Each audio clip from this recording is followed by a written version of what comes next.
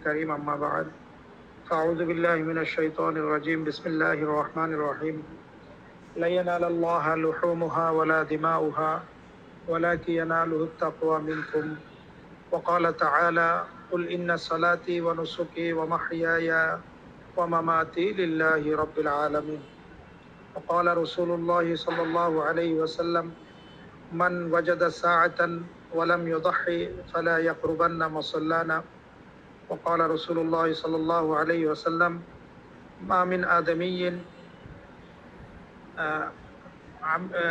من عمل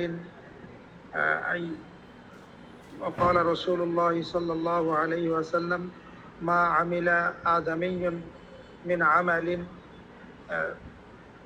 من عمل ما عمل آدمي من عمل أن يحب الله من إحراق الدم أو كما قال عليه الصلاة والسلام সম্মানিত ওলামা একরাম এবং আমার সুপ্রিয় ব্রাদারান ইসলাম, আল্লাহ পাকের মেহেরবানি যে আল্লাহ তাআলা আমাদেরকে এই সপ্তাহে বহাল তবিয়তে এই কোর্সের মধ্যে অংশগ্রহণ করার তৌফিক দান করেছেন। তো আজকে যেহেতু আগামী সপ্তাহে আমাদের একটা মহান একটা দিন আসতেছে, যেটা উম্মতে মুসলিমার জন্য একটা শেয়ারে ইসলাম বলা যায়, কোরবানি। তো এই কোরবানি উপলক্ষে সারা বাংলাদেশেই বিভিন্ন মাদারেস, মাকাতিব এবং বিভিন্ন ইসলামিক সংগঠনগুলো প্রতি বছরের ন্যায় এই বছরও বিভিন্ন ধরনের কোরবানি উপলক্ষে, ঈদুল আজহা উপলক্ষে বিভিন্ন ধরনের ইসলামী আয়োজন করে থাকেন। বিশেষ করে মাদারেসগুলোর মধ্যে মুবাহাসার একটা প্রচলন রয়েছে, পাশাপাশি সেমিনার ইত্যাদি এগুলো প্রচলন রয়েছে আমাদের সমাজে, আমাদের পরিবেশে। তো আমরা যেহেতু সবাই ওলামা একরাম, তো আমাদেরও কোরবানির যে বিষয় বা মৌলিক যে সমস্ত মাসাইলগুলো রয়েছে, এগুলো আমাদের এলেমে থাকা একজন আলেম হিসাবে, একজন মুসলমান হিসাবে মৌলিক জ্ঞানগুলো থাকা জরুরি। শুধু তাই নয়, পাশাপাশি আমরা যারা ওলামা একরাম আছেন, বিশেষ করে মুফতিয়ান একরাম আছেন, ওনাদের জন্য বিশেষ করে আমাদের সমসাময়িক যে কোরবানির যে মাসাইলগুলো আছে, এই সমসাময়িক কোরবানির মাসাইলগুলো আমাদের এলেমে থাকা অত্যন্ত জরুরি। তো আমরা তো মোটামুটি সমসাময়িক মাসাইল বলতে যেগুলো আমরা চর্চা করি সাধারণত কিতাবের মধ্যে যে সমস্ত মাসাইলগুলো আছে ওইগুলোই আমরা জানি, কিন্তু আধুনিক এবং সমসাময়িক যে বিষয়গুলো আছে এগুলো আমরা অনেকেই জানি না, অথবা অনেকে বুঝে না, বা অনেকে এ ব্যাপারে অবগত থাকে না। তো আমি গতানুগতিক আলোচনা না করে আমি চেষ্টা করব যে কোরবানি কেন্দ্রিক আপনার সমসাময়িক এবং আধুনিক যে কোরবানির সাথে সম্পৃক্ত রাখে এমন কিছু মাসাইল নিয়ে ইনশাল্লাহ আজকে আলোচনা করব। তো আলোচনা আমি চেষ্টা করব চালিয়ে যেতে, যেহেতু এই দিন তো আর সবসময় আমাদের কাছে আসবে না। তো আমরা কন্টিনিউ করার চেষ্টা করব যাতে 10টা পর্যন্ত আমরা এই আলোচনাগুলো রাখতে পারি, এবং আগামী মুহাজারা ইনশাল্লাহ আমরা আমাদের ধারাবাহিক যে আলোচনাগুলো, উসুলে ফতোয়ার যে আলোচনাগুলো, ওগুলো করব। তো এখন তাহলে আমরা মূল আলোচনায় ফিরে যাই। 1 নম্বর হলো যে অনলাইন অথবা অ্যাপের মাধ্যমে কোরবানি করা যায় যাচ্ছে কিনা, এটা একটা গুরুত্বপূর্ণ বিষয়। যেহেতু বর্তমানে বিজনেসের 2টা পদ্ধতির এখন আমরা পুরো পৃথিবীর মধ্যে দেখতে পারি, একটা হলো অফলাইনে আর একটা হলো অনলাইনে। অনলাইন অফলাইন আমরা দোনোটাই বুঝি। অফলাইন বলতে আমরা যেটা বুঝি সেটা হলো সরাসরি উপস্থিত হয়ে ফিজিক্যালি যে লেনদেন, যে চুক্তিগুলো করা হয়, যে আকদ করা হয়, বা অনলাইন যে সমস্ত এগ্রিমেন্ট করা হয়, এই সরাসরি যে এগ্রিমেন্টগুলো, যে চুক্তিগুলো করা হয় সেটাকে আমরা অফলাইন হিসাবেই ধরে নেই। আরেকটা হলো কি অনলাইন। অনলাইন বলতে আমরা এখানে বুঝি হলো নেটের মাধ্যমে বা বর্তমান মিডিয়ার মাধ্যমে বা বর্তমান প্রযুক্তির মাধ্যমে অনুপস্থিত থেকে আমরা সরাসরি ফিজিক্যালি উপস্থিত না থেকেও আমরা যদি চাই তাহলে লেনদেন করতে পারি, এটাকে অনলাইন বলা হয়। তো এই অনলাইনের মাধ্যমে আমরা যদি কোরবানি করতে চাই তাহলে আমাদের কোরবানি করার পদ্ধতিটা কি, বা কোনো অ্যাপসের মাধ্যমে যদি আমরা করতে চাই, কোনো প্রতিষ্ঠানকে আমরা যদি এ ধরনের করতে চাই তাহলে কিভাবে করতে হবে। তো এ বিষয়ে কথা হলো, অবশ্যই আমরা আমাদের এলেমে আছে যে ইদানিংকালে আপনারা দেখতেছেন যে বিভিন্ন কোম্পানি থেকে অনলাইনের মাধ্যমে আমাদেরকে গরু কেনার অফার করতেছে এবং হোম ডেলিভারি দেওয়ার জন্য আমাদেরকে বিভিন্নভাবে অনুপ্রাণিত করতেছে এবং আমাদেরকে এই প্ল্যাটফর্মে আমাদেরকে উৎসাহিত করতেছে যে আপনি বাসায় বসেই আপনার গরু পেয়ে যাবেন, আপনারা অনলাইনে অর্ডার করতে পারেন, তারা ভিডিও কলের মধ্যে আপনাকে দেখাচ্ছে। তো সেই ক্ষেত্রে করণীয় হলো কি, এ ধরনের করাটা জায়েজ আছে কিনা, প্রথম কথা হলো এটা। তো এইভাবে করাটা, অনলাইনের মাধ্যমে যদি আমরা কোরবানি করতে চাই বা কোনো প্রতিষ্ঠানের মাধ্যমে যদি আমরা কোরবানি করতে চাই তাহলে সেই ক্ষেত্রে আমাদের করতে হবে কি, যদি প্রতিষ্ঠানের মাধ্যমে কোরবানি করি তাহলে প্রতিষ্ঠানকে আমার পক্ষ থেকে ওকিল বানাতে হবে। আমার পক্ষ থেকে এক প্রতিষ্ঠানকে দায়িত্ব দিতে হবে যে আপনার প্রতিষ্ঠানে আমি কোরবানি করতে চাচ্ছি। এমতো অবস্থায় যদি আপনি তাকে ওকিল বানান, সেই ক্ষেত্রে আপনার কোরবানি করা জায়েজ হবে। তো ওকিল বানানোর ক্ষেত্রে আমাদের করণীয় হবে এই যে সেটা নির্দিষ্ট ওকিল হতে হবে, নির্দিষ্ট ওকিল। তাহলে প্রতিষ্ঠানের পক্ষ থেকে যদি কোনো ব্যক্তির কোরবানি করার ক্ষেত্রে যদি নির্দিষ্ট ওকিল নির্ধারণ করে তাহলে সেই ক্ষেত্রে ওকিলের মাধ্যমে মুয়াক্কিলের কোরবানি আদায় হয়ে যাবে। এবং দ্বিতীয় নম্বর হলো সময়টা নির্ধারণ করতে হবে যে আসলে উনি কোরবানির 3 দিন, যেহেতু প্রথম দিন, দ্বিতীয় দিন, তৃতীয় দিন যদিও কোরবানি করা জায়েজ আছে, তবে যেহেতু এখানে ফিজিক্যালি আমি উপস্থিত থাকতে পারতেছি না, এই জন্য আমাকে করতে হবে কি, যে কোরবানিটা কোন সময় করতেছে এটা নির্ধারণ করতে হবে। 3 নম্বর শর্ত হলো যে অবশ্যই কোরবানি শরীয়তসম্মত হতে হবে। অর্থাৎ কোরবানির মধ্যে শরীয়তসম্মত হতে যেটা আমরা বুঝি সেটা হলো জবাই নির্দিষ্ট পশু। অর্থাৎ শরীয়তসম্মত হলো কি, যে জবাইটা শরীয়তসম্মত হতে হবে এবং পশুটা নির্দিষ্ট হতে হবে, পশুটা নির্দিষ্ট হতে হবে। যেমন নাকি একটা কোম্পানি অথবা একটা প্রতিষ্ঠানের মাধ্যমে যদি আপনি কোরবানি করতে যান, সেখানে মনে করেন যে 20টা পশু থাকতে পারে। তো 20টা পশু যদি 7জন করে একটা পশুতে যদি অংশীদার হয় তাহলে সেই ক্ষেত্রে কোন গরুতে আপনি অংশীদার নিচ্ছেন এই অংশীদারটা গরু হিসাবে নির্দিষ্ট থাকতে হবে। 20টার মধ্যে মনে করেন যে 5 নম্বর যে অংশীদারের, যে মনে করেন 4টার অংশীদার পরিপূর্ণ হয়ে গেছে, 5 নম্বরের অংশীদারে আপনি পড়েছেন, তাহলে সেই ক্ষেত্রে পঞ্চম গরু যেটা আসতেছে বা যেটা নির্ধারণ করা হয়েছে ওইটাই নির্ধারণ হিসাবে গণ্য করা হবে। তাহলে আমরা এখানে অ্যাপস এর মাধ্যমে বা প্রতিষ্ঠানের মাধ্যমে কোরবানি করতে চাইলে প্রতিষ্ঠানকে ওকিল বানাতে হবে, যেখানে আমি উপস্থিত থাকতে পারবো না, এবং নির্দিষ্ট হতে হবে, নির্ধারিত সময় হতে হবে এবং শরীয়ত সম্মত নির্দিষ্ট পশুর মধ্যে জবাই করতে হবে। 2 নম্বর হলো বিদেশে টাকা পাঠিয়ে কোরবানি করা যাবে কিনা। মানে মনে করেন বিদেশ থেকে দেশে, আমাদের দেশে যদি কেউ কোরবানি করতে চায়, অনেক প্রবাসী ভাইয়েরা আছে, তারা যদি বিদেশে, এমনও জায়গা আছে যেখানে কোরবানি করার বিধান হয়তো নাই, বা কোরবানি করতে অনেক কষ্ট পড়ে, অথবা দেখা যায় যে কোরবানি করতে গেলে ওখানে বিভিন্ন ধরনের আপনার প্রশাসনিক সমস্যা এসে যায়। তো এই জন্য কেউ যদি চায় যে আমি আমার কোরবানিটা অন্য দেশে করব, মনে করেন বাংলাদেশে করতে চায়, তাহলে সেই ক্ষেত্রে তার অবশ্যই কোরবানি করা জায়েজ আছে। সেই ক্ষেত্রে সে কাউকে ওকিলও বানাতে পারে, অথবা সে যদি নিজে করতে চায় তাহলে তার করতে হবে কি, একজনকে ওকিল বানিয়ে ওকিলের মাধ্যমে সে কোরবানি করতে পারবে।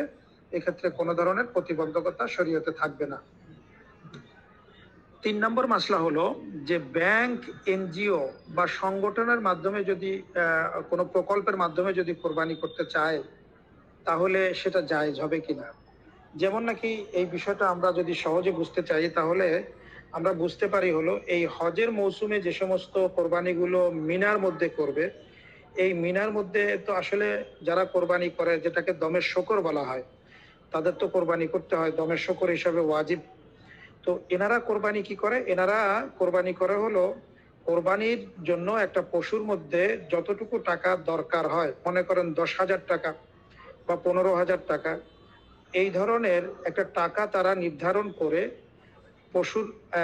পশুর আপনার দামের উপর একটা নির্ধারণ করে সরকারের পক্ষ থেকে বা সৌদি সরকারের পক্ষ থেকে সেটা ব্যাংক অ্যাকাউন্টে জমা হয়ে যায়।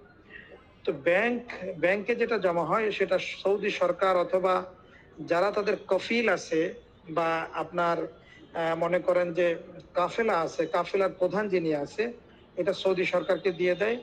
তো সৌদি সরকার এই কাফেলার পক্ষ থেকে সেই কোরবানিগুলো প্রত্যেকের নামে করে দেয়। তো এই ধরনের যদি প্রজেক্টের মাধ্যমে বা ব্যাংকের মাধ্যমে বা কোনো সংগঠনের মাধ্যমে যদি হয় তাহলে কোরবানি জায়েজ হবে। তবে একটা শর্ত হলো সেটা অবশ্যই ইসলামী নীতিমালা মানতে হবে। ইসলামী নীতিমালা বলতে অবশ্যই পশু ক্রয় করতে হবে এবং পশু নির্ধারিত থাকতে হবে, অংশ নির্ধারণ থাকতে হবে, এবং সেটা যদি শরীয়ত সম্মত জবাই করে তাহলে তার পক্ষ থেকে কোরবানি আদায় হয়ে যাবে। আচ্ছা, 4 নম্বর হলো লাইভে ভিডিও কোরবানি। দেখেন, আমি এই 3টা যে মাসলাগুলো আপনাদেরকে বললাম, 1 নম্বর অনলাইন বা অ্যাপসের মাধ্যমে, 2 নম্বর বিদেশে টাকা পাঠিয়ে, 3 নম্বর ব্যাংকের মাধ্যমে, এই 3 প্রকারের কোরবানি মূলত জায়েজ হয় ওকালতের মাধ্যমে, ওকিলের মাধ্যমে।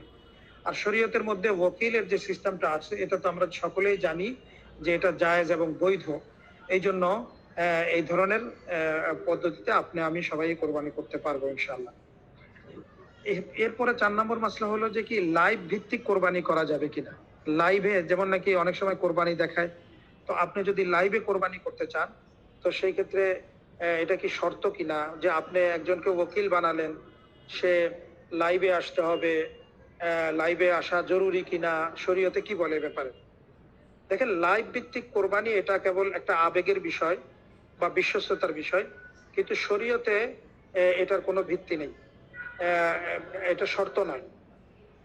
আসল যে বিষয়টা সেটা হলো শরীয়ত সম্মত জবাই ইত্যাদি এগুলো নিশ্চিত করা। এগুলো যদি সঠিকভাবে নিশ্চিত করতে পারে তাহলে অবশ্যই কোরবানি হয়ে যাবে। সেই ক্ষেত্রে লাইভে আসা বা লাইভে দেখা জরুরি নয়। হ্যাঁ, তবে যদি কেউ দেখতে চায় যে না আমার পশুটা কোরবানি হচ্ছে, আমি একটু লাইভে দেখি, সেটা কোনো অসুবিধা নাই, সে দেখতে পারবে এবং কোরবানি দেখে করতে পারবে, সমস্যা নেই। এরপরের যে মাসলাটা, যেমন নাকি ডিজিটাল পেমেন্টে কোরবানি করা। ডিজিটাল পেমেন্ট, ডিজিটাল পেমেন্ট বলতে আমরা কি বুঝি আগে এই জিনিসটা আমাদের বুঝতে হবে। ডিজিটাল পেমেন্ট বলতে আমরা যেটা বুঝি সেটা হলো যে টাকাটা আমি এমন ভাবে দিলাম যে টাকাটা সেটা হাতে হাতে চলে গেল না, সরাসরি টাকা মুদ্রাটা হাতে হাতে যায়নি, সেটার মুদ্রার অঙ্কটা, মুদ্রার সংখ্যাটা চলে গেল, পৌঁছে গেল, যেটা বর্তমানে ডিজিটাল পেমেন্ট হিসেবে আমরা ধরে নিতে পারি আমাদের দেশের বিকাশ, নগদ, ব্যাংক ট্রান্সফার ইত্যাদি যে মাধ্যমগুলো আছে আমাদের বর্তমান বাংলাদেশের টাকা ট্রান্সফারের জন্য, মানি ট্রান্সফারের জন্য, এই সমস্ত সবগুলো হলো ডিজিটাল পেমেন্ট হিসাবে ধরা হবে। তো আপনি যদি আপনার কোরবানির টাকাটা ডিজিটাল পেমেন্টে আদায় করেন সেই ক্ষেত্রে কোরবানি হবে কিনা বা টাকা সরাসরি দিতে হবে কিনা, তো এটা তো আমাদের বুঝতে সকলেরই সহজ যে টাকার এমন যাওয়া মানে হলো টাকা চলে যাওয়া, টাকার অঙ্কটা চলে যাওয়া মানে টাকা চলে যাওয়া। কারণ কারণ হলো এই যে বিকাশ, নগদ, ব্যাংক ইত্যাদি যেগুলো আছে এরা প্রত্যেকটা একটা আলাদা প্রতিষ্ঠান, আর এই প্রতিষ্ঠানের কাজই হলো কি আপনার মানিটাকে ট্রান্সফার করা। মানি ট্রান্সফার করার দায়িত্বটা কিন্তু প্রতিষ্ঠানে নিয়ে নিয়েছে। যেহেতু প্রতিষ্ঠানে নিয়ে নিয়েছে এবং আপনি প্রেরক হিসাবে যার কাছে আপনি টাকাটা পাঠাচ্ছেন, সেই টাকাটা কিন্তু আপনার কাছ থেকে নিয়ে নিচ্ছে। বিকাশ, নগদ বা অন্যান্য যেগুলো আছে এগুলো আপনার কাছ থেকে টাকাটা নিয়ে নিচ্ছে। কোম্পানি প্রত্যেকের এজেন্টে নিয়ে নিচ্ছে এবং সেই টাকাটা এজেন্টেই জমা হচ্ছে। বাকি অপর প্রান্ত থেকে ওই একই এজেন্টে কিন্তু টাকাটা উঠিয়ে দিচ্ছে, টাকাটা প্রাপকে সে উঠিয়ে নিচ্ছে। তাহলে বোঝা গেল যে এখানে মুদ্রা আদান প্রদানের ক্ষেত্রে সংখ্যাটা শুধু আদান প্রদান হলো না, সংখ্যার পাশাপাশি এমন একটা পদ্ধতি অবলম্বন করলো যেটা আগের যুগে টাকা পাঠিয়ে তারপর নিতে হতো, সেই এখন এই পদ্ধতির প্রয়োজন নাই, সেটা কোম্পানিগুলোতে করতেছে। বাকি কোম্পানি এখানে মধ্যখানে একটা তাদের সার্ভিস চার্জ হিসেবে চার্জ কাটতেছে, এটা কাটা এটা নিতে পারবে, কোনো সমস্যা নাই। আমাদের সারাংশ কথা হলো ডিজিটাল পেমেন্টে যদি কেউ কোরবানি করতে চায় তাহলে টাকা পাঠিয়ে এভাবে কোরবানি করতে পারবে, কোনো অসুবিধা নেই। আচ্ছা, এর পরের মাসলা হলো মনে করেন যে কোরবানি করা হয়েছে কিন্তু গোশতগুলো এখনো বন্টন হয়নি। এটার একটা আমি একেবারে চাক্ষুষ দৃষ্টান্ত এভাবে দেই যে আপনারা যাতে সহজে বুঝতে পারেন। ইন্ডিয়ায় বর্তমানে পশ্চিমবঙ্গে বলতে গেলে সারা ইন্ডিয়ার মধ্যেই আপনার সরাসরি প্রকাশ্যে কোরবানি করা নিষিদ্ধ। তাও আবার গরু নিষিদ্ধ, মহিষ ইত্যাদি এগুলো নিষিদ্ধ নয়। আমরা যতটুকু জেনেছি দেখেছি সেখানে এগুলো নিষিদ্ধ নয়, শুধু গরুটা নিষিদ্ধ। এখন যেহেতু কোরবানি মুসলমান সাহেবে নেশাবের উপর যেহেতু ওয়াজিব, তাকে অবশ্যই করতে হবে যে কোনো ভাবে। তো সেই ক্ষেত্রে যদি সে কোরবানির ক্ষেত্রে যদি মনে করেন একেবারে প্রকাশ্যে করতে না পারে তাহলে সে কিভাবে করবে? তো সেই ক্ষেত্রে একটা গোস্ত বন্টনেরও বিষয় আছে। তো সেই ক্ষেত্রে কেউ করলো কি 7 জনে বা 5 জনে একটা গরু নেওয়ার ব্যাপারে একজনকে রাজি করলো, সে একটা গরু কিনে তার বাসার মধ্যে সে কি করে দিল, কোরবানি করে দিল সবার অগোচরে অজান্তে। তো এগুলো যদি ফ্রিজে সংরক্ষণ করে, মাসলাটা হলো এখানে এখনো তো বন্টন করে নাই, ফ্রিজে সংরক্ষণ করেছে। এখন এই ফ্রিজে বন্টন না করে, আসলে তো কোরবানি গোশত বন্টন করা জরুরি, সামনে আমি বলবো এটা। তো এই যে ফ্রিজে ফ্রোজেন করলো, সংরক্ষণ করলো, এই সংরক্ষণের কারণে কি কোরবানির মধ্যে কোনো ধরনের বাধা বা কোনো ধরনের সমস্যা তৈরি হবে কিনা বৈধ হওয়ার ব্যাপারে? বলে যে না, কোনো ব্যক্তি যদি কোরবানির গোশতগুলোকে ফ্রিজে রাখে, সেটা যদি কোরবানির পরে বন্টন করে, সেই ক্ষেত্রে কোরবানির সাথে এটার কোনো সমস্যা হবে না। কারণ কোরবানির মূলত যেটা কি বলে যে উদ্দেশ্য বা যেটা কোরবানির মাহাত্ম, সেটা হলো কি আল্লাহকে রাজি খুশি করা। আল্লাহকে রাজি খুশি করার জন্য কি করা? জবাই করা। তো এই জবাই যেহেতু সম্পন্ন হয়ে গেছে, তো পরবর্তীতে গোশত খাওয়া, রাখা, বন্টন করা ইত্যাদি এগুলো পরবর্তীতে যে কোনো সময় করলে হয়ে যাবে। এর জন্য কোরবানির দিনের মধ্যেই করতে হবে এমনটা জরুরি নয়। আচ্ছা, তাহলে আমরা কি বুঝতে পারলাম যে কোরবানির গোশত ফ্রিজে রেখে পরে বিতরণ করা কি আছে, জায়েজ আছে, কোনো সমস্যা নাই। তবে এই ক্ষেত্রে যদি যিনি অংশীদার তার কাছে যদি সেই গোশত পৌঁছানো অসম্ভব হয়, যেমন নাকি সৌদি আরবের যারা কোরবানি করে, যারা বিদেশিরা আছে বা হজে গিয়ে যারা কোরবানি করে, তারা তো নিজের কোরবানি গোশত নিজে খেতে পারে না। তাহলে কি করে? এই গোশতগুলো সরকার বিভিন্ন রাষ্ট্রের যে সমস্ত হতদরিদ্র বা গরিব দেশগুলো আছে ওই দেশগুলোর মধ্যে এগুলো বিভিন্ন ওই দেশের বিভিন্ন সংস্থার মাধ্যমে, চ্যারিটি ফান্ড বা প্রজেক্টের মাধ্যমে এগুলো সরকারের কাছে পৌঁছে দেয় এবং সরকার এগুলো তার দেশের হতদরিদ্র যারা আছে, এতিমখানা যেগুলো আছে বা এই ধরনের চ্যারিটি ফাংশন যেখানে আছে সেখানে এগুলো তারা বন্টন করে দেন।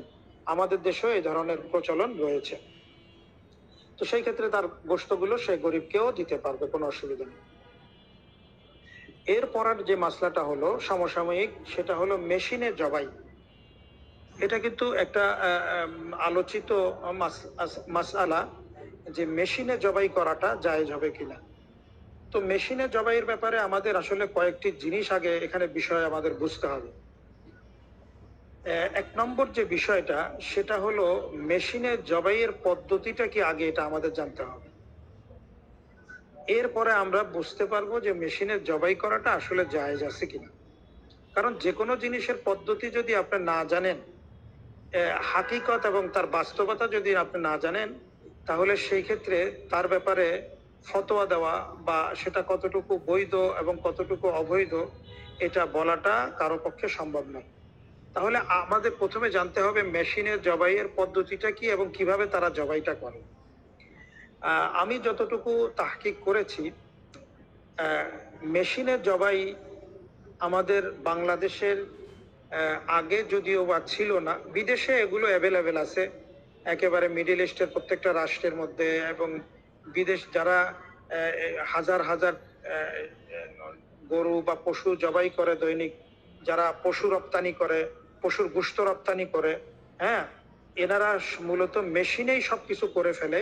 মানে এমন ভাবে প্যাকেজিংটা করে যাতে এখানে কারো কোনো কিছু করতে না হয়, একেবারে সেই গোশত হাড্ডি ইত্যাদি প্যাকেট হয়ে একেবারে মানে সব কিছু তৈরি হয়ে একেবারে বের হয়ে আসে। বর্তমান বিশ্বে এমন আধুনিক প্রযুক্তি মানুষের তৈরি করেছেন। তো আমাদের বিষয়টা হলো এখানে হালাল এবং হারাম নিয়ে। আধুনিক বিশ্বে কি করতেছে, মেশিনের মধ্যে সবকিছু করতেছে, শুধু গরু কেন, সাপ ইত্যাদি ইত্যাদি সবকিছুই হচ্ছে। তো আমাদের এখানে যে বিষয়টা জানতে হবে সেটা হলো জবাইয়ের বিষয়। কারণ জবাই যদি হালাল না হয়, হালাল পদ্ধতিতে না হয়, তাহলে সেই ক্ষেত্রে পশু হারাম হয়ে যাবে। তো পশু হারাম যাতে না হয়, এই জন্য সবচেয়ে তো উত্তম পদ্ধতি হলো মানুষে তার নিজের হাতেই জবাই করবে। কিন্তু যে সমস্ত জায়গায় নিজের হাতে জবাই করার পদ্ধতি নাই, অথবা পশু বেশি, মেশিনে জবাই করতে হবে, সেখানে জবাই পদ্ধতিটা কি এটা নিয়ে একটু বলি। মেশিনে যখন পশুটাকে রাখে তখন দেখা যায় মেশিনের মধ্যে একটা ব্লেড তৈরি করা, ব্লেড থাকে, একটা ধারালো ব্লেড থাকে। এমন ভাবে তারা পজিশন করে রাখে যে একসাথে 100টি গরু বা 100টি পশু বা 1000 পশু তারা এক ব্লেডেই তারা কি করে ফেলতে পারে, জবাই করে ফেলতে পারে। এই ধরনের পদ্ধতি আছে। তাহলে এই ক্ষেত্রে আমাদের দুইটা জিনিস বুঝতে হবে। প্রতিটা পশুর বেলায় কি এই ধরনের ব্লেড চালু করতে হবে, নাকি এক ব্লেডে 100টা গরু যদি জবাই করতে চায় তাহলে একসাথে এ ধরনের জবাই করা জায়েজ আছে কিনা। প্রথম কথা হলো, মেশিন যদি এরকমই হয় যে 100টি গরুকে একসাথে জবাই করতেছে এক ব্লেডে, তাহলে যিনি জবাই করবেন, অর্থাৎ যিনি ব্লেড চালাবেন, অবশ্যই একটা সুইচের মাধ্যমে চালাবেন। তো উনি সুইচ চাপ দিতে অবশ্যই ওনার বিসমিল্লাহি আল্লাহু আকবার বলতে হবে। বিসমিল্লাহি আল্লাহু আকবার যদি তিনি বলেন, তাহলে 1000 পশু যদি একই সময়ে একই টাইমে যদি জবাই হয়ে যায়, তাহলে সেই ক্ষেত্রে সেটা জায়েজ আছে। কিন্তু যদি মনে করেন যে জবাই করতে গিয়ে এক বাটনে যদি একটা জবাই হয়, তাহলে দ্বিতীয় জবাইটার জন্য যদি আবার দ্বিতীয়ভাবে বাটন চিপতে হয়, তাহলে একবার বিসমিল্লাহ পড়া যথেষ্ট নয়, প্রতি বাটনের জন্য তার বিসমিল্লাহ বলতে হবে। এটার একটা দৃষ্টান্ত হলো, যেটা কিতাবে আছে, সেটা এভাবে আছে যে মনে করেন দুইটা ছাগল একটার উপর আর একটা শোয়াইলো, দুইটা ছাগল একটার উপর আর একটা শোয়ানো হলো। এখন দোনোটাকে যদি এক ছুরিতে এক বিসমিল্লাহ দিয়ে জবাই করে, সেটা জায়েজ হবে কিনা। তো সেই ক্ষেত্রে কথা হলো যে একাধিক ছাগল যদি এক ছুরি দিয়ে জবাই করতে চায়, তাহলে এক ছুরি দিয়ে জবাই করা জায়েজ হবে। তবে দোনোটা যদি এক কোষে বা একসাথেই জবাই হয়ে যায়, তাহলে একবার বিসমিল্লাহ বলে জবাই করলে সেটা জায়েজ হয়ে যায়। এটা আমাদের কিতাবে আছে। ঠিক তদ্রূপ এই এই রূপ এই রূপটাই হলো মেশিনের রূপ। যদি মেশিনে এমন হয় যে 10টা পশু একসাথে এক ব্লেডে কেটে যাবে, এর মধ্যে কোনো ধরনের সমস্যা হবে না, বা কারো রড 3টা কাটলো, কারো 2টা কাটলো, এই ধরনের সমস্যা হবে না, বরঞ্চ একইভাবে সবার 3টা কমপক্ষে রগ কেটে যাবে। অর্থাৎ দুই পাশের ঘাড়ের রগ, কণ্ঠনালী এবং হচ্ছে শ্বাসনালী, যে কোনো 3টা যদি কেটে যায়, তাহলে এক বিসমিল্লাহ এক সুইচে এই ধরনের মেশিনের জবাই করা কি আছে, জায়েজ আছে। তবে এই বিশেষভাবে খেয়াল রাখতে হবে যে মেশিনে জবাই করতে গিয়ে যদি গরু আগে থেকে মরে যায়, প্রাণী যদি আগে থেকে মরে যায়, তাহলে সেই ক্ষেত্রে এই জবাই জায়েজ হবে না। অথবা মনে করেন যে মেশিনে জবাই করতে গিয়ে তিনটা জবাই হলো, দুইটার জবাই হলো না, সেই ক্ষেত্রে এই দুইটাকে জবাই হিসাবে ধরা হবে না এবং এটা বৈধ হবে না, এটা হালাল হবে।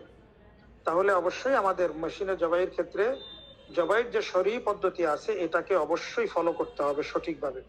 এটাকে যদি সঠিকভাবে ফলো করা হয় এবং সেটা যদি প্রকৃত বাস্তবায়ন করা হয় তাহলে হ্যাঁ অবশ্যই জায়েজ হবে। আর যদি আলাদা আলাদা করে জবাই করে তাহলে প্রত্যেকটা পশু আলাদা আলাদা বিসমিল্লাহ পড়া অবশ্যই জরুরি, অন্যথায় কোরবানি হবে না। অর্থাৎ সম্পূর্ণ স্বয়ংক্রিয় জবাইয়ের ক্ষেত্রে সতর্কতা অবলম্বন করা এ ব্যাপারে অবশ্যই জরুরি। আচ্ছা, কর্পোরেট বা অফিসের যৌথ কোরবানি, মনে করেন যে অফিসের কোনো যৌথ কোরবানি যদি করতে চায়, মনে যে এক অফিসের মধ্যে 1000 স্টাফ আছে যারা নাকি একটা অফিসের মধ্যে কাজ করে, তো এখন তারা যদি যৌথভাবে কোরবানি করতে চায় তাদের ব্যক্তিগত কোরবানি করার সুযোগ নাই। যেমন নাকি বাংলাদেশে এই যৌথ কোরবানি এখন ইদানিং কালে হয়তো দুই একটা সংগঠনে করতেছে, আমি যতটুকু জানি আসুন্নাহ ফাউন্ডেশন এটা চালু করেছে। তবে আপনাদেরকে বলে রাখি, পাকিস্তানের মধ্যে আমি যতটুকু দেখেছি সেখানে যৌথ কোরবানিটাই খুব বেশি প্রচলন রয়েছে এবং যৌথ কোরবানির ক্ষেত্রে পাকিস্তানের বিভিন্ন সংগঠন ব্যতীত বিশেষ করে মাদারেস গুলো, আমাদের যে কওমি মাদারেস গুলো আছে, বিন্নুরি টাউন আছে, তারপর দারুল উলুম করাচি আছে, এই ধরনের আরো বিভিন্ন ডিস্ট্রিক্টের মধ্যে বা বিভিন্ন আপনার ইয়ের মধ্যে প্রদেশগুলো যেগুলো আছে এগুলোর মধ্যে এই ধরনের যৌথ কোরবানিগুলো সাধারণত মাদ্রাসার পক্ষ থেকেই ব্যবস্থা করা হয়। এটার একটু আংশিক আমি আলোচনা করি। যে আপনি মনে করেন যে কোরবানি করতে চাচ্ছেন গরু, তাহলে অফিস থেকে আপনাকে বলা হবে যে দাম যাচাই করে ওরা একটা অ্যামাউন্ট ঠিক করে দিবে, যে মনে করেন যে গরু প্রতি ভাগ হলো 25,000 টাকা করে। তাহলে এখন আপনি যদি আপনার কোরবানি যেহেতু ওয়াজিব, আপনি একটা অংশ নিতে চাচ্ছেন, তাহলে আপনাকে 25,000 টাকা কোরবানি বাবদ প্লাস যাবতীয় খরচ এবং প্যাকেজিং পর্যন্ত যতটুকু খরচ হয় আনুমানিক একটা খরচ ওরা নির্ধারণ করে। এই আনুমানিক খরচ সহ ওরা এই আপনার কাছ থেকে এত টাকা নিবে, আপনাকে একটা রসিদ দিবে এবং আপনাকে একটা টোকেন দিবে যে আপনি কত নাম্বার গরুর কোরবানি করবেন, মানে আপনি সিরিয়ালে কত নাম্বার গরুতে আছে। যখন 60টা অংশ পরিপূর্ণ হয়ে যাবে তাহলে একটা গরুর নাম্বার পরিপূর্ণ হয়ে গেল। মনে করেন 5 নম্বর এখন ফিল আপ চলতেছে, তো 5 নম্বরের মধ্যে 7 জন অংশীদার যখন এসে গেছে, তো 5 নম্বর বুকিং হয়ে গেছে, 6 নম্বর গরুর জন্য আবার বুকিং দিতে পারে। তো এই যে বুকিং দেওয়া এবং নম্বর হিসাবে নির্দিষ্ট করা, এটা কিন্তু একটা জরুরি বিষয় এবং এটা হয়ে যাচ্ছে। তো এটা হলো গরুর ক্ষেত্রে। আর যদি আপনি জানেন না আমি একটা বকরি বা দুম্বা বা এই জাতীয় কিছু, তো ওখানে লেখা থাকে যে বকরি যদি আপনি জবাই করতে চান, বকরি তো আর দুইজনে করা যাবে না, দুম্বা তো দুইজনে করা যাবে না, তো এই জন্য ওরা একটা এমন ধরে যায় যে 15,000 20,000 এরকম একটা এমন ওরা নির্ধারণ করে। এরপরে ওরা একটা বুকিং এর সময় দিয়ে যায়, সময় দেওয়ার আগেই ওরা সম্পূর্ণ নেওয়ার পরে ওরা বিভিন্ন ফার্ম থেকে এই গরুগুলো তারা কিনে নিয়ে আসে এবং প্রতিষ্ঠানকে পরিপূর্ণ ওকিলের দায়িত্ব দিয়ে দেয়। প্রতিষ্ঠান যেভাবে ভালো মনে করে ওইভাবে কিনে আনে এবং প্রতিষ্ঠানে মানুষের মাধ্যমে বিরাট একটা প্রকল্পের মাধ্যমে এগুলো জবাই করে, তারপর হলো চামড়া ছিলে এক গ্রুপে, গোশত আলাদা করে, সবকিছু মোটামুটি একটা গরুর মধ্যে যে প্রত্যেকটা অংশ থেকেই একটা অংশ আপনি পেয়ে যাবেন, ওইভাবে তারা 7টা ভাগ করে প্যাকেজিং করে টোকেন আপনার নাম্বার লাগায়, নাম ইয়ে করে, এরপর আপনার হাতে গোশতটা পরিপূর্ণভাবে তুলে দেয়, চামড়াটা মাদ্রাসায় নিয়ে নেয়। এই হলো সাংগঠনিক কোরবানির পদ্ধতি। তো এটার জন্য যেটা অবশ্যই জরুরি সেটা হলো ওকিল বানাতে হবে প্রতিষ্ঠানকে। তো এই ক্ষেত্রে যদি করে তাহলে এটা জায়েজ হবে। তবে এটা জায়েজ, এটা আমি বলতেছি জায়েজ, কিন্তু উত্তম হলো যেটা হাদিসের ভাষায় বলা যায় যে আল্লাহ রসুল নিজের কোরবানি নিজে করেছেন। আয়েশা ফাতেমা রাদিয়াল্লাহু তাআলা আনহাকে বলেছেন যে তুমি তোমার পশুর সামনে দাঁড়াও, তুমি দেখো। তো এগুলো দ্বারাই কি উদ্বুদ্ধ করেছেন যে নিজের কোরবানি নিজেই ইহরাক উদ্যম করাটা উত্তম। হ্যাঁ, এটা যেখানে সম্ভব সেখানে করাটাই ভালো, অন্যথায় যেখানে সম্ভব নয় বা বিভিন্ন জটিলতা থাকে সেখানে এই ধরনের যৌথ প্রজেক্টের মাধ্যমে কোরবানি করতে পারে, কোনো অসুবিধা নাই। তবে এখানে একটা জিনিস যেটা লক্ষণীয় সেটা হলো কি, যে অবশিষ্ট টাকা যদি থেকে যায়, এটা তো একটা আনুমানিক টাকা নিল, তাহলে এখানে দুইটা সম্ভাবনা আছে। একটা সম্ভাবনা হলো কি টাকা থেকে যাবে অথবা টাকার শর্ট পড়বে। সেই ক্ষেত্রে তাদের কথা বলা আছে, যদি টাকা শর্ট হয় বা সংকলন যথেষ্ট না হয় সেই ক্ষেত্রে আবার দিতে বাধ্য, আর যদি বেশি রয়ে যায় সেটাও তারা সাথে সাথে তাদেরকে ফিরিয়ে দেয়। এই পরিবেশটা আমি পাকিস্তানে দেখেছি, যার কারণে আওয়াম এবং জনসাধারণের মধ্যে মাদ্রাসার প্রতি একটা বিশেষ আন্তরিকতা এবং একটা বিশ্বস্ততা তাদের কাজ করে, এবং তারা স্বতঃস্ফূর্তভাবে এই সমস্ত কোরবানিগুলোতে অংশ নেয়, এবং এক একটা প্রতিষ্ঠানে 3,000, 4,000, 2,500, 2,000 গরু পর্যন্ত জবাই করে, এবং এই ধরনের দায়িত্ব তারা আওয়াম জনসাধারণের জন্য এই খেদমতটা তারা করে থাকে। আচ্ছা, তাহলে এই জিনিসগুলো আমাদের খেয়াল করতে হবে।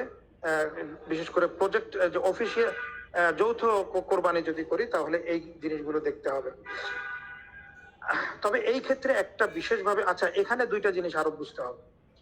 যারা আমরা দেখেছি যে যেখানে কোরবানির অংশের টাকাটা নেয় সেখানে ওনারা বড় আকারে একেবারে পোস্টারের মাধ্যমে, ফেস্টুনের মাধ্যমে তারা লিখে দেয় যে কোনো ব্যাংক কর্মী, এনজিও কর্মী বা কোনো উপার্জন হারাম এমন ব্যক্তির পয়সা এখানে জমা দিবেন না, এই কথা স্পষ্টভাবে লিখে দেয়। কারণ কি, কারো যদি পয়সা, কোনো শরিকের পয়সা উপার্জন যদি হারাম হয় আর সেই হারাম উপার্জনের পয়সা যদি এখানে দেয় তাহলে কারো কোরবানি সহি হবে না, এটা স্পষ্টভাবে বলে দেয়।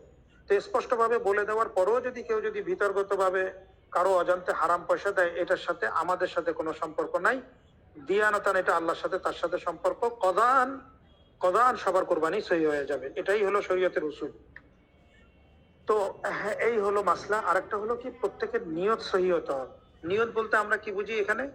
নিয়ত একমাত্র আল্লাহকে রাজি খুশি করার জন্য কোরবানি করতেছি, এই ধরনের নিয়ত অবশ্যই থাকতে হবে। এবং চাই সেটা নইয়াত বা প্রকার ভিন্ন হতে পারে, সেটা অলিমা হতে পারে, তারপর সেটা আকিকা হতে পারে, সেটা মান্নত হতে পারে, সেটা নফল হতে পারে, সেটা ওয়াজিব হতে পারে, সেটা কজা হতে পারে, এই ধরনের প্রকার ভিন্ন হতে পারে, কিন্তু নিয়ত প্রত্যেকের কি থাকতে হবে? আল্লাহকে রাজি খুশি করার জন্য হতে হবে। আচ্ছা, এরপরের মাসলা হলো আকিকা এবং কোরবানি যৌথভাবে করা যাবে কিনা? অবশ্যই করা যাবে, কারণ এটার মধ্যে করা যাওয়ার কারণ হলো আকিকা যেটা করা হয় এটাও আল্লাহকে রাজি খুশি করার জন্য, একমাত্র আল্লাহর জন্য করা হয়, এবং কোরবানিও আল্লাহর জন্য করা হয়। এই জন্য যৌথ কোরবানির মধ্যে আকিকাকে সামিল করা যাবে, কোনো অসুবিধা নেই। মনে করেন 7 জনে একটা গরু কোরবানি করতেছে, এর মধ্যে একজনে 2 ভাগ নিচ্ছে, 6 জনে কোরবানি করতেছে, একজনে 2 ভাগ নিচ্ছে। এক ভাগ হলো কি নিজের কোরবানি, আর এক ভাগ হলো সন্তানের আকিকা, এটা জায়েজ আছে, কোনো সমস্যা। মৃত্যু ব্যক্তির নামে অনলাইনে কোরবানি করা জায়েজ আছে কিনা? হ্যাঁ, অবশ্যই জায়েজ আছে। মৃত্যু ব্যক্তির নামে যদি কেউ কোরবানি করতে চায় অনলাইনে, কাউকে ওকিল বানাইয়া যদি করতে চায় তাহলে করতে পারবে, কোনো সমস্যা নাই। এটা হলো নফল হিসাবে গণ্য করা হবে। আর যদি মৃত্যু ব্যক্তি ওসিয়ত করে যায় কোরবানি করতে, যে আপনারা ওসিয়তের বিষয়টা তো অবশ্যই জানেন, যে একজন ব্যক্তি মারা গেলে, মারা যাওয়ার পরে তার সাথে 4টি কাজ শরীয়তের মধ্যে সীমাবদ্ধ করে দিয়েছে। 1 নম্বর হলো সে মারা যাওয়ার পরে তার আপনার কি বলে যে ঋণ পরিশোধ করা। তারপর হলো ঋণ পরিশোধ করার পরে তারপর হলো আপনার তার কাফন দাপনের, তার ওসিয়ত থাকলে তার 1/3 অংশ, 1/3 মাল থেকে তার ওসিয়তকে পূর্ণ করা। 3 নম্বর হলো তার কাফন দাপনের ব্যবস্থা করা, এবং সর্বশেষ যেটা থেকে যাবে সেটা ওয়ারিসদের মাধ্যমে সেটা কি করবে, বন্টন করে নিবে। এই হলো 4টা সুরত। এখন কোনো ব্যক্তি যদি মৃত্যুর আগে বলে যায় যে আমার 1/3 অংশ, বা সাধারণভাবেও যদি বলে যায় যে আমার পক্ষ থেকে তোমরা অবশ্যই কোরবানি করবা, তাহলে এটা একটা ওসিয়ত। তাহলে মৃত্যু ব্যক্তির মৃত্যুর পূর্বে যদি ওসিয়ত করে যায় তাহলে সেটা তার 1/3 অংশ মাল থেকে, যেটাকে আমরা সুলুসে মাল বলি, সেই সুলুসে মাল থেকে সেটা বাস্তবায়ন করা ওয়ারিসদের জন্য আবশ্যক। তো সেই হিসাবে তার যদি এই ধরনের ওসিয়ত থাকে তাহলে সেটা সে 1/3 অংশ থেকে পূরণ করতে পারবে। আচ্ছা, একটা আরেকটা মাসলা, সেটা হলো যে বর্তমান আপনারা মাইন্ড করেন কিনা জানি না, তবে যেটা বলার সেটা তো অবশ্যই বলা জরুরি, যাতে আমাদের বিষয়টা ক্লিয়ার হয়। যে আমরা আওয়াম বাদ দেন, ওলামায়ে কেরামরাও তো এখন যেভাবে ছবি ভিডিও টিকটক করতেছি, কেউ কি আমরা চিন্তা করেছি যে এটা আমার জন্য কতটুকু হালাল এবং বৈধ শরীয়ত সম্মত কিনা? এটা কি আমরা কখনো চিন্তা করেছি? হ্যাঁ, ওলামায়ে ইকরাম প্রত্যেকটা জিনিসে আজ জরুরাতু তাতাকাদ্দারু বিকদরি জরুরা। হ্যাঁ, তারপর হলো কি, এই ধরনের যে উসুলগুলো আছে এগুলো আমরা কতটুকু বুঝি এবং কতটুকু প্রয়োগ করতেছি? জরুরত কাকে বলা? হ্যাঁ, যেটা যেটা বাস্তবায়ন না করলে আপনার সমস্যা হতে পারে সেটাকেই আমরা জরুরত মনে করি। তাহলে এখন ছবি ভিডিও করা, লাইভে আসা, ইত্যাদি ইত্যাদি যেগুলো হচ্ছে, এই কোরবানির ক্ষেত্রে এগুলো করা যাবে কিনা? মনে করেন যে কোরবানি করতেছে, আপনি গরুর পাশে দাঁড়িয়ে রইলেন, 10টা গরু দিয়ে কোরবানি করতেছেন, আপনি দাঁড়িয়ে রইলেন, প্রত্যেকটা গরুর কত লক্ষ টাকা দিয়ে কিনেছেন এগুলো দেখাচ্ছেন, পরবর্তীতে গোশত বন্টন দেখাচ্ছেন, ইত্যাদি ইত্যাদি দেখাচ্ছেন। তো এইগুলো কি কতটুকু শরীয়তে জায়েজ বলে, এটা আমাদের বুঝতে হবে সকলেরই। দ্বিতীয় নম্বর, কোরবানি তো খালেস লা ইয়ানালাল্লাহ লুহুমুহা ওয়ালা দিমাউহা ওয়ালাকিন ইয়ানালুত তাকওয়া মিনকুম বলেছে। রক্ত, গোশত ইত্যাদি কোনো কিছু আল্লাহর কাছে যায় না, শুধু তাকওয়া যায়।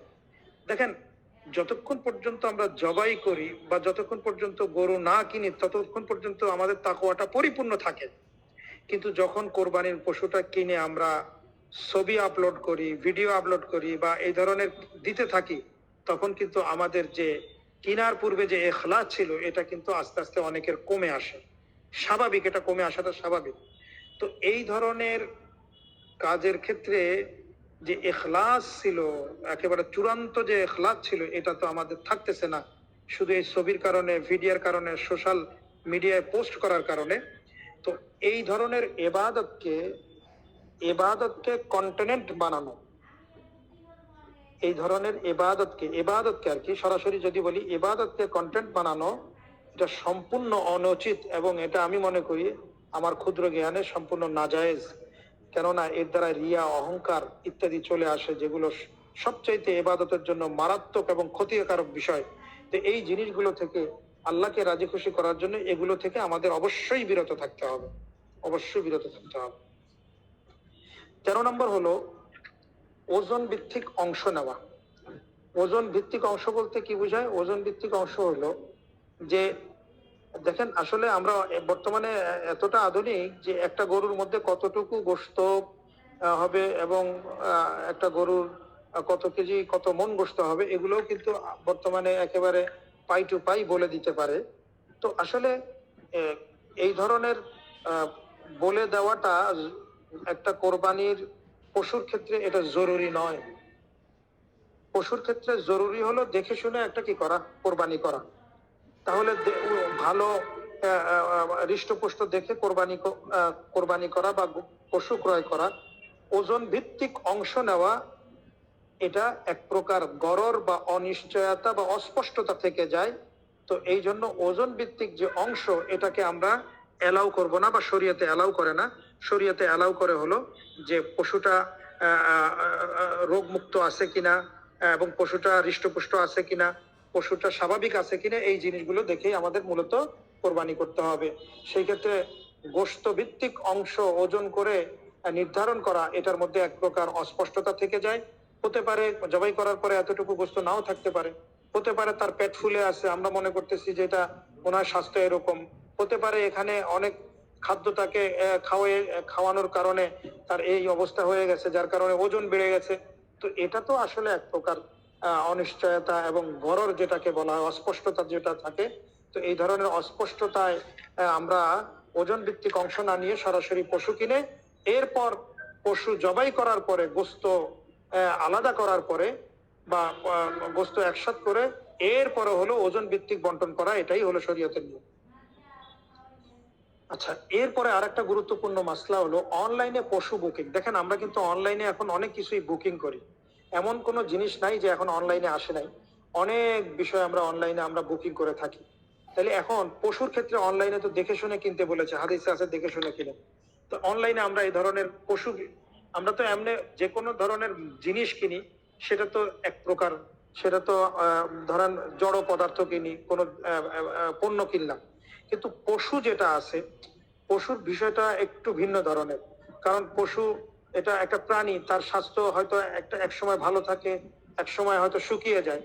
তো এই ধরনের অনলাইনে যদি আমরা পশু কিনতে চাই, যেটা বর্তমানে এখন অনলাইনের মধ্যে পশুর যেভাবে অ্যাড দিচ্ছে, এভাবে আমরা কিনতে পারবো কিনা, তো এই বিষয়ে একটু স্পষ্ট করা দরকার। মনে করেন যে আপনি অনলাইনে আগে টাকা দিয়ে দিয়েছেন পশুর জন্য, তাহলে আগে টাকা দিয়ে পরে যদি আপনি পশু নিতে চান, তাহলে এর মধ্যে এক প্রকার অস্পষ্টতা থেকে যায়। অস্পষ্টতা বা গরর থেকে যাওয়া, এটা কিন্তু ইমাম আবু হানিফা রহমতুল্লাহ আলাই এবং সাহেবেন রহমতুল্লাহ আলাই, ওনাদের নিকট ইমাম আবু হানিফা রহমতুল্লাহ আলাই তো সম্পূর্ণ নাজায়েজ বলেন, আর সাহেবেন রহমতুল্লাহ আলাই বলে যে গররে ইয়াসির যদি হয়, অর্থাৎ আংশিক গরর যদি হয়, সেই ক্ষেত্রে ওনারা বৈধ বলেন, যদিও বা ইমাম আবু হানিফা রহমতুল্লাহ আলাই বলেন না বৈধ। তো এই ক্ষেত্রে আমাদের দেখতে হবে কি, আগে পশু আমি চয়েস করব, এবং পশুর কি কি জিনিস আমাকে চয়েস করতে হবে। এক নম্বর হলো পশুর বডি আমাকে দেখতে হবে, পরিপূর্ণ দেখতে হবে। পরিপূর্ণ দেখার পরে সেই পশুর কালার দেখতে হবে, পশুর সাইজ দেখতে হবে। পরিপূর্ণ দেখার পরে এরপরে আমি টাকা দিয়ে বুকিং করতে পারি। তবে এখানে আপনাদেরকে ওই মাসলাটা আমি স্মরণ করাইয়া যাই, সেটা হলো কি, এই ধরনের অনলাইনে বুকিং এর ক্ষেত্রে কিন্তু খেয়ারের শর্ত, বা এখানে এখানে খেয়ারের শর্ত না, এখানে খেয়ারের রুইয়াতের একটা বিধান আসবে। খেয়ারের রুইয়াতের বিধানটা কি একটু বলি। খেয়ারের রুইয়াতের বিধানটা হলো কি, আপনি দেখায় সরাসরি ফিজিক্যালি আপনি কোনো জিনিস দেখে কিনেন নাই, ফিজিক্যালি দেখে কিনেন নাই। এই যে অনলাইনে কিনলেন, এটা তো আপনি সরাসরি দেখেন নাই। আপনি হয়তো ছবির মধ্যে আপনাকে অনেক বড় দেখাইছে, অনেক হৃষ্টপুষ্ট দেখাইছে, কিন্তু বাস্তবে দেখা যাচ্ছে কি এটা হৃষ্টপুষ্ট নয়।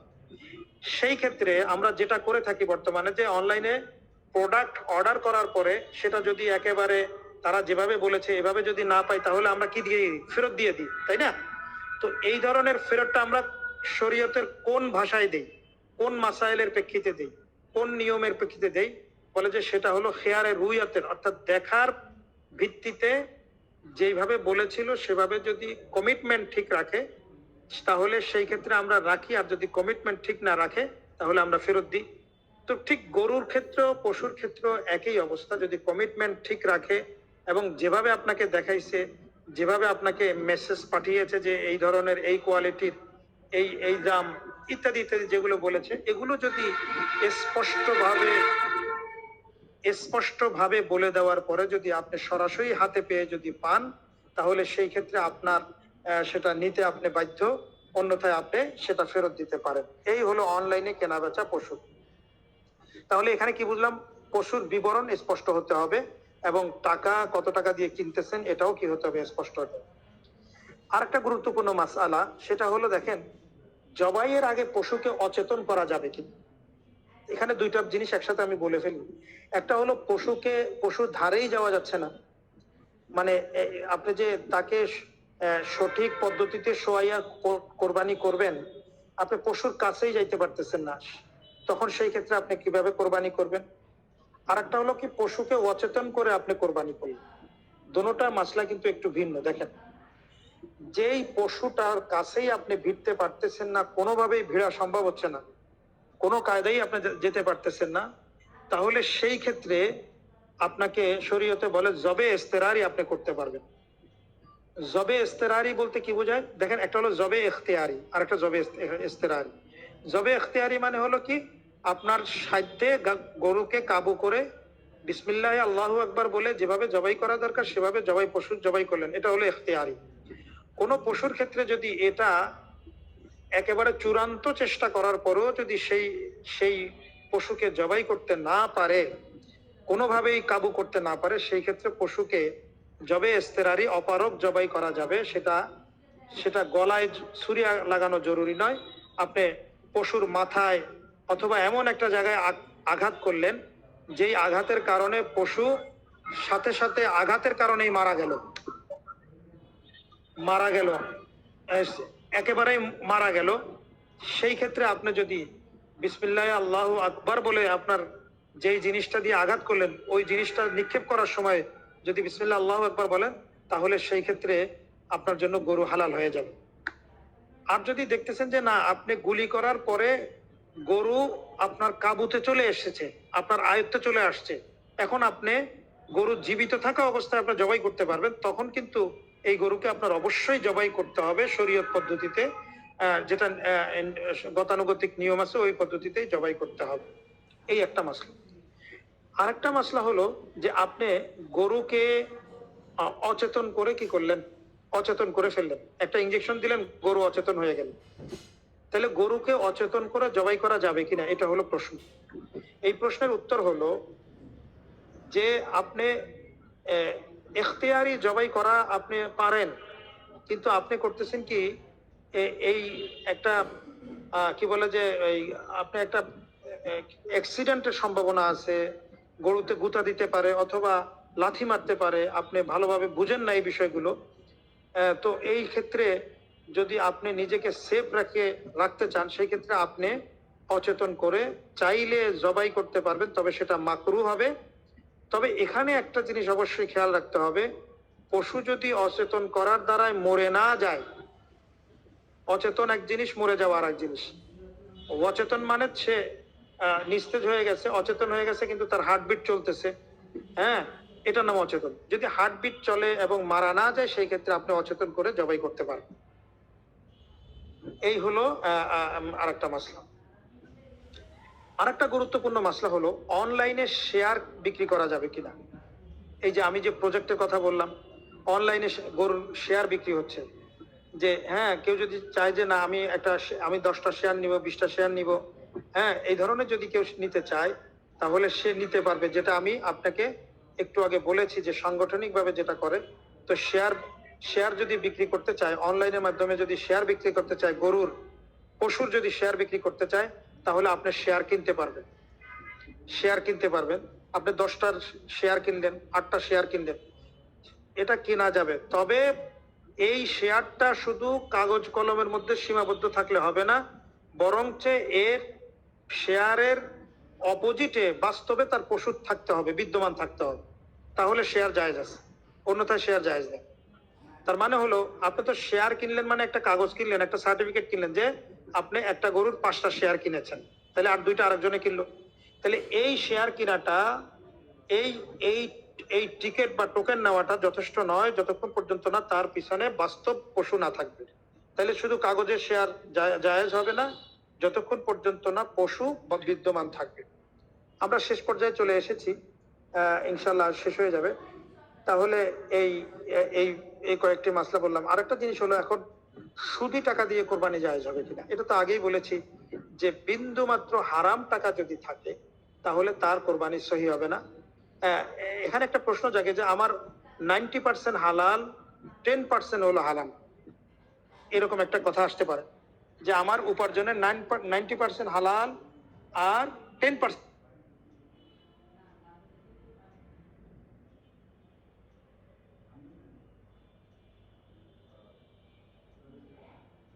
কোন ওলামায়ে ইকরাম এটাকে জায়েজ বললেও কিন্তু মূলত ইবাদতের জন্য, এই ধরনের ইবাদতের জন্য একেবারে পরিপূর্ণ হালাল টাকা থাকতে হবে।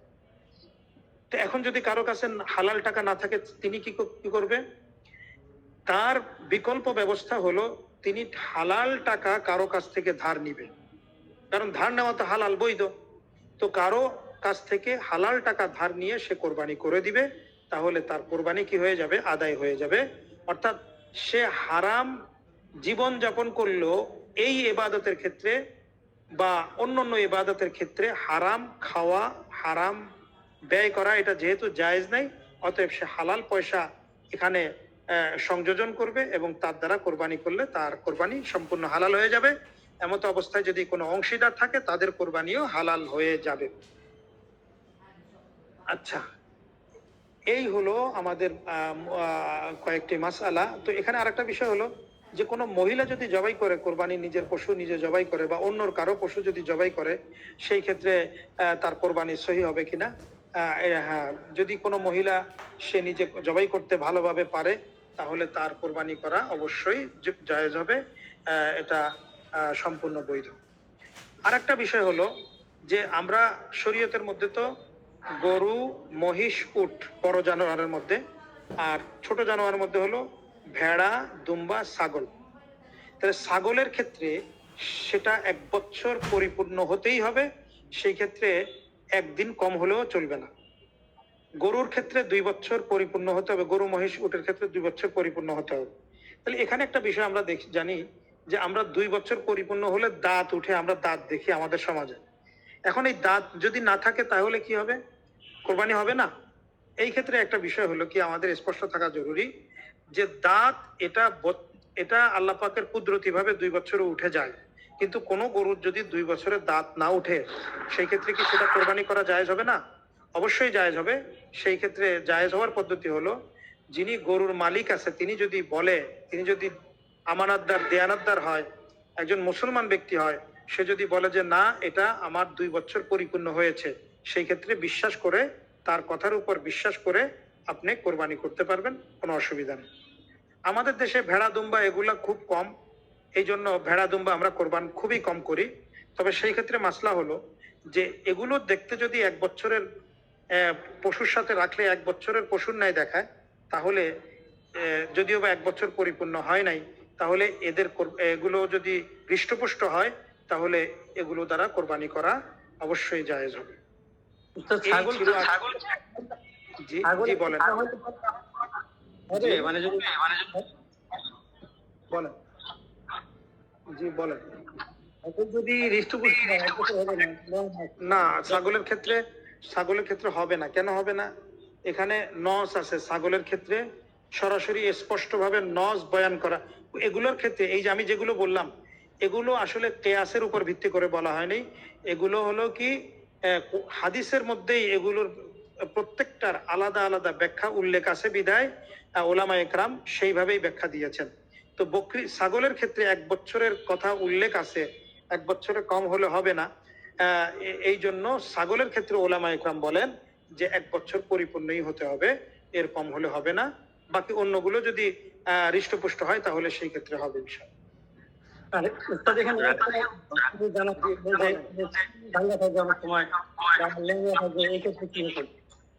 জি জি, আর একটু স্পষ্ট বলেন। আচ্ছা আচ্ছা আচ্ছা, ঠিক আছে, বুঝতে পারছি। দেখেন, একটা পশু যদি সে কতটা দুর্বল বা কতটা অসুস্থ, এটা আপনি কিভাবে বুঝবেন? এটা বোঝার পদ্ধতি হলো, তাকে যদি হাঁটানো হয়, সে যদি মনে করেন যে 10 কদম, 20 কদম, 25 কদম, অথবা মনে করেন যে আপনার গোয়ালঘর থেকে যেখানে জবাই করবেন ওই জায়গা পর্যন্ত যদি সে হেঁটে হেঁটে যেতে পারে, হ্যাঁ, তাহলে এই ধরনের পশু দ্বারা কোরবানি করা জায়েজ হবে। কোনো পশুর যদি পূর্ণ একটা অঙ্গ যদি নিষ্ক্রিয় হয়ে যায়, একটা অঙ্গ যদি নিষ্ক্রিয় হয়ে যায়, নষ্ট হয়ে যায়, তাহলে সেই পশু দ্বারা কোরবানি করা জায়েজ হবে না। মনে করেন একটা কান পচে গেছে, কোরবানি জায়েজ নেই। একটা লেজ পচে গেছে, হ্যাঁ, একবারে 3 ভাগ পচে গেছে, জায়েজ নাই। 3 ভাগ কেটে গেছে, জায়েজ নাই। একটা পা দিয়ে সে একেবারেই হাঁটতে পারে না, বাকি 3 পা দিয়ে হাঁটতে পারে, তাহলে তার কোরবানি জায়েজ হবে। হ্যাঁ, খোঁড়ায় হাঁটতেছে, এই ধরনের পশু দ্বারা কোরবানি করা অবশ্যই জায়েজ হবে। এটার মধ্যে শরীয়তের মধ্যে এটাকে সর্বনিম্নভাবে জায়েজ বলেছে। জি, আর কারো প্রশ্ন? চারটা পায়ের মধ্যে যদি 3টা পা ঠিক থাকে, একটা পা যদি নষ্ট হয়ে তাহলে জায়েজ হবে না, তাহলে জায়েজ হবে না। হ্যাঁ, একটা পা দিয়ে যদি সে সাহারা নিতে পারে, সে যদি সেখানে একটা পা যদি আংশিক সহযোগিতা নিতে পারে, তাহলে সেটা জায়েজ হবে। জি, আর একজনে কি প্রশ্ন করতে চেয়েছে? হুজুর, যে আমাদের যে প্রচলন আছে আপনার গোস্ত কাটার পর যে তাকে গোস্ত দেওয়া হয় যারা পরিশ্রম করে তাদেরকে, এটা কতটুকু দেয়? হ্যাঁ, দেখেন, এখানে 2টা বিষয় আমরা মনে রাখবো। একটা হলো পারিশ্রমিক হিসাবে দেওয়া, আর একটা হলো হাদিয়া হিসাবে দেওয়া, বা তাকে সে কাজ করেছে সেই হিসাবে আপনি মেহমানদারি করাচ্ছেন, 1 বেলা 2 বেলা খাওয়াচ্ছেন। দুটোটার মধ্যে পার্থক্য আছে। পারিশ্রমিকের যে বিষয়টা আছে সেটা হলো আপনার সাথে এগ্রিমেন্টের একটা বিষয় আছে। তো এই গোশতের মধ্যে পারিশ্রমিক এটা জায়েজ নেই। কারণ এই কোরবানি একমাত্র আল্লাহর জন্য। তো পারিশ্রমিক আপনাকে আলাদা নির্ধারণ করতে হবে। হ্যাঁ, পারিশ্রমিকের বাইরে যদি আপনি গোশত দেন, ভুড়ি দেন, বা আপনার যেই অংশটা দিতে মনে চায় বা যেই অংশটা আপনার রান্না করে খাওয়াতে মনে চায়, এটা আপনি খাওয়াতে পারবেন, এটার মধ্যে কোনো ধরনের অসুবিধা নেই। কিন্তু যেটা যেটাই কোরবানি করেন না কেন, সেটার কোনো অংশকে পারিশ্রমিক হিসাবে ধরে, মনে করেন পারিশ্রমিক হিসাবে কিভাবে ধরলেন, যে আপনি একটা কসাই রাখছেন 2000 টাকায়, তাকে বললাম যে ভাই আমি তোমাকে দিব হলো 1500 টাকার, আর 500 টাকার তুমি গোশত নিয়ে যাইও বা তুমি চামড়াটা নিয়ে যাইও। তাহলে এই যে 2000 টাকা এগ্রিমেন্ট করে 500 টাকা যে পারিশ্রমিকের দেওয়ার পরিবর্তে যে একটা অংশ দিয়ে দিচ্ছে, একেবারে রশিদ দড়িটাও যদি এই আপনার গরুর রশিটাও দিয়ে দেয়, গরুর মালাটাও দিয়ে দেয়, সম্পূর্ণ না জায়েজ, এটা জায়েজ হবে না। ধর আমাদের দিকে তো গোস্ত কাটে, তারা তো নিয়ত করে আসে আমরা গোস্ত কেটে দিব, আমাদেরকে কিছু গোস্ত দিবে, এটা তো এরকম নিয়ত থাকে। আচ্ছা, এখানে নিয়ত, আচ্ছা কার নিয়তটা গ্রহণযোগ্য? কি কসাইয়ের নিয়তটা গ্রহণযোগ্য, নাকি যিনি কোরবানি দেন ওনার নিয়তটা গ্রহণযোগ্য? এই জিনিসটা আমাদের বুঝতে হবে। এখানে যিনি যিনি এখানে যাকে কি বলে যে তার পারিশ্রমিক হিসাবে রাখে, মানে যে যাকে রাখে দিন মজুর হিসাবে, মজুরি দিয়ে রাখে, সেই ক্ষেত্রে যিনি রাখবেন তার একদম স্পষ্ট এগ্রিমেন্ট হইতে হবে যে আমি আপনাকে গোশতের কোনো অংশে বা পশুর কোনো অংশে পারিশ্রমিক দিব না। এটা হয়তো স্পষ্ট হতে হবে, অথবা স্পষ্ট না হলে ওরফে যদি এরকম স্পষ্ট থাকে যে এই ধরনের দেয় না, তাহলে সেটা না দেওয়ার ভিত্তিতে যদি তাকে আংশিক কোনো গোশত এমনি কাঁচা দিয়ে দেয়, সেটা পারিশ্রমিকের অন্তর্ভুক্ত হবে না, বরং সেটা তাকে হাদিয়া অথবা তাকে দান হিসেবে দিয়ে দিল, তাই সেটা জায়েজ আছে, সেটা জায়েজ আছে। হাদিয়াটা তো তাহলে যে দিবে আমাদের যে তিনটা ভাগ করে থেকে এখান থেকে যে নিজের ভাগ এখান থেকে দিয়ে দেয়, এটা কি মানে যদি ভাগ করার আগে যদি তাদেরকে দেয়, এটা কি শরীয়ত সম্মত না, এটা হবে? জায়েজ হবে, এটা জায়েজ হবে না। ভাগ করার আগে কেউকে কোনো গোশত দেওয়াই জায়েজ হবে না। এমনকি একটা কথা খেয়াল রাখেন, যদি শরিকদের সম্মতি না থাকে, শরিক মনে করেন যে 5 ভাই কোরবানি দিতেছে এবং 5 ভাইয়ের গোশতগুলো 5 ঘরে যাবে, 5 ফ্যামিলিতে যাবে, প্রত্যেক ভাইয়ের ঘর আলাদা, যৌথ ফ্যামিলি না। এমতো অবস্থায় যদি মনে করেন গোশত জবাই করার পরে সবার পক্ষ থেকে এক ঘরের মধ্যে গোশত দিয়ে দিল যে এগুলো রান্না করো, তাড়াতাড়ি আমরা খাবো, এই ক্ষেত্রে যদি আগে ভাগে যদি কোনো ভাইয়ের সম্মতি না থাকে, তাহলে এই গোশত বন্টন জায়েজ হবে না। যদি সব ভাইয়ের পক্ষ থেকে যে না এটা সম্মতি থাকে যে আমরা কিছু গোশত, সবার পক্ষ থেকে সম্মতি আছে যে কিছু গোশত 2 কেজি 5 কেজি এগুলো অমুক জায়গায় রান্না করতে দিবে, ওখান থেকে আমরা সকলে খাবো, এই ধরনের যদি সম্মতি থাকে তাহলে সেটা জায়েজ হবে। আমাদের দিকে যে যেমন তিনটা ভাগ করা হয়, একটা নিজের জন্য, একটা গরিব মিসকিনের জন্য, একটা আত্মীয়দের জন্য। এখান থেকে যদি যেটা নিজের আছে, 3 ভাগ করার আগে যদি যদি একাই কুরবানি দেয়, 3 ভাগ করার আগে যদি এখান থেকে যদি কাউকে দেয়, এটা কি জায়েজ হবে? দেখেন, আপনি আপনার অংশকে 3টা ভাগ করেছেন, এটা করাটা মুস্তাহাব, এটা জরুরি না, করলে ভালো, কোনো অসুবিধা না করলে। এখন 3 ভাগ যেটা করেছেন, মনে করেন যে 1 ভাগ আপনার জন্য রেখেছেন, বাকি যে 2 ভাগ আছে এটা আপনি অংশ আলাদা করেছেন দেওয়ার জন্য। এখন অংশ আলাদা করার দ্বারাই যে আপনার দেওয়াটা ওয়াজিব হয়ে গেছে, বিষয়টা এমন না। তাহলে বিষয়টা যেহেতু এমন নয়, তাহলে গরিবের জন্য যেখানে যেটা রাখছেন অথবা আত্মীয় স্বজনের জন্য যেটা রাখছেন, ওখান থেকে যদি একটা প্যাকেট উঠিয়ে আর একজনকে দিয়ে দেন, তাহলে এটা কোনো সমস্যা নাই। এই জন্য নাই যে এটা আপনার মালিকানা জিনিস, অংশীদারি জিনিস নয়, এই জন্য আপনার এটা দেওয়া জায়েজ আছে।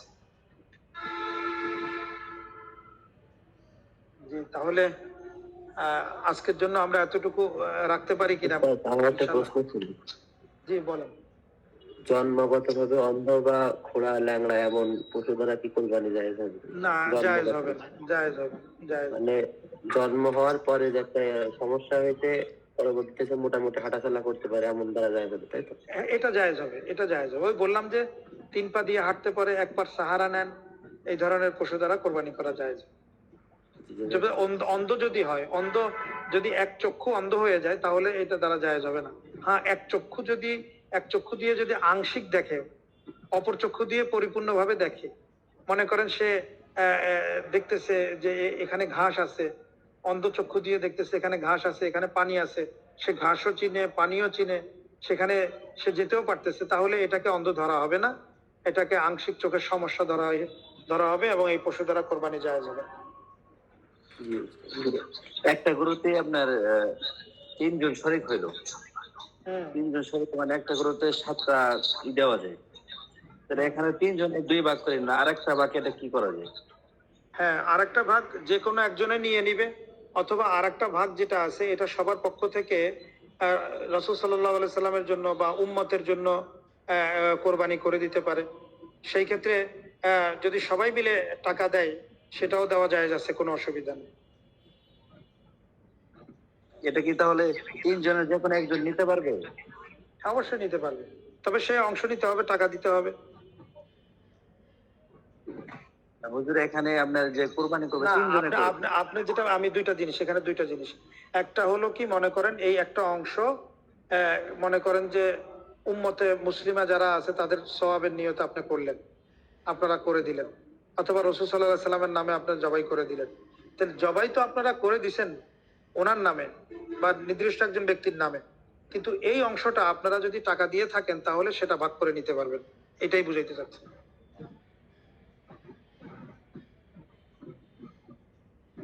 জি, আর কোনো প্রশ্ন আছে? তাহলে আজকের জন্য আমরা রাখি। তো সবার কাছে দোয়া চাই, সবাই ভালো থাকবেন, সুস্থ থাকবেন ইনশাআল্লাহ। আর আগামী শনিবার কি আপনারা ক্লাসে থাকবেন কিনা আমাকে একটু আমাদের মুহতারাম মাওলানা মুফতি মাহাদি হাসান সাহেবের মাধ্যমে জানাবেন, তাহলে আমার আগে ভাগেই প্রিপারেশন নিতে হবে। আর যদি মনে করেন যে না আমরা ছুটিতে থাকবো তাহলে এটাও হযরতকে জানাবেন ইনশাআল্লাহ। হ্যাঁ, দোয়া চাই সকলের কাছে। আসসালামু আলাইকুম ওয়া রাহমাতুল্লাহি ওয়া বারাকাতুহু।